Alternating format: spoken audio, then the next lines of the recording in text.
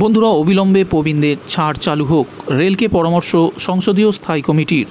তো চলুন দেরি না করে কী আছে বিস্তারিত আপডেট জানবো আজকের এই ভিডিওটিতে। বিস্তারিত যাওয়ার আগে ভিডিওটি ভালো লাগলে অবশ্যই একটি লাইক দিয়ে শেয়ার করবেন এবং চ্যানেলে যদি নতুন হয়ে থাকেন তাহলে ভিডিওর নিচের দিকে লাল রঙের সাবস্ক্রাইব বাটনটি প্রেস করে পাশের অল ঘন্টাটি বাজিয়ে দিতে ভুলবেন না, সবার আগে এই ধরনের আপডেটগুলি আপনার কাছে পৌঁছে দেওয়ার জন্য।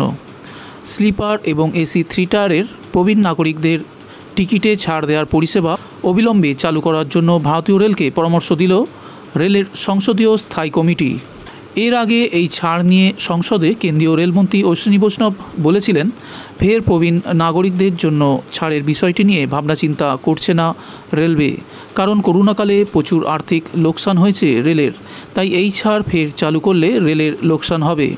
তারপরই প্রবীণ নাগরিকদের ছাড়ের বিষয়টি তুলে দেওয়ার কথা বলায় প্রবল সমালোচনার মুখে পড়েন রেলমন্ত্রী।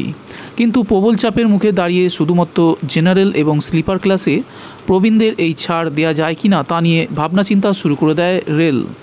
এর মধ্যে রেলের সংসদীয় স্থায়ী কমিটির এবার এসি 3 টায়ারের প্রবীণদের টিকিটে ছাড় দেওয়ার সুপারিশ করল।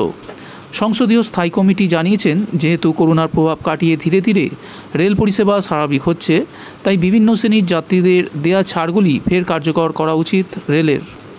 এদিকে চাপের মুখে পড়ে প্রবীণ নাগরিকদের ছাড় দেওয়ার বিষয়টি পুনর্বিবেচনা করার কথা জানিয়েছে রেল কর্তারা। তবে ছাড়ের বয়সসীমা 60 থেকে বাড়িয়ে 70 বছর করা হতে পারে বলে শোনা যাচ্ছিল। করোনাকালের আগে প্রবীণ পুরুষ নাগরিকদের রেলযাত্রায় 40% ছাড় দেওয়া হতো, মহিলাদের ক্ষেত্রে ছিল 50%। সব ক্লাসেই এই ছাড় মিলত, এখন সবাইকে পুরো ভাড়া দিয়েই যাতায়াত করতে হচ্ছে।